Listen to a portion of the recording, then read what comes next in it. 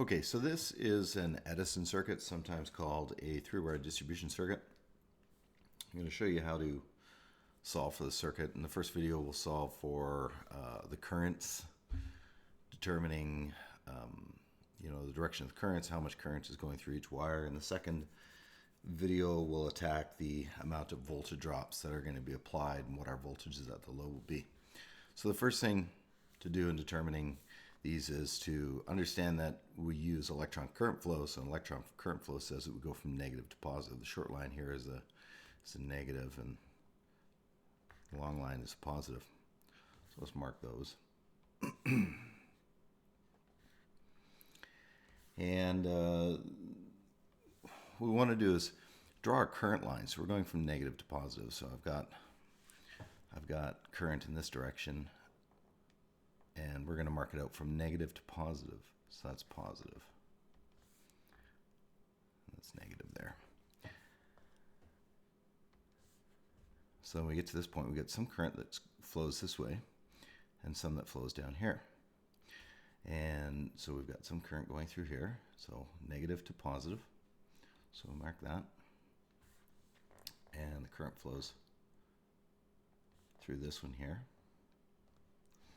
So I'll mark this positive and this one negative.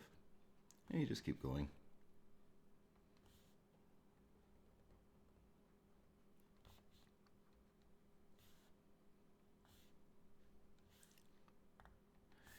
And then when we get to here, we go, okay, well, I've got 15 amps of current flowing here.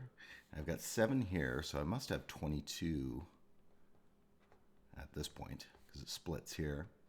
I get 15 here, and I've got a 10 amp draw here, so it must mean that I have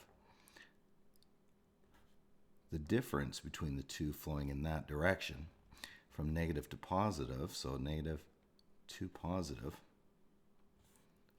So there's the additional 5 amps.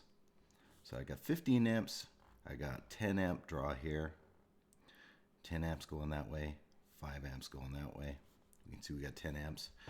I got this 10 amps coming over here, and it meets up with the 7 that's coming over here. So I must have, at this point, 17 amps. My direction of current is this way here, negative to positive. Negative to positive. And if we look at the amount of current that's flowing here, we've got 22 amps flowing through here, 15 going there, 22 minus 15, so I must have 7 amps here. I must also have 7 amps here. That 7 meets up with this 10, 17 amps, and I got 5 amps going in that direction there.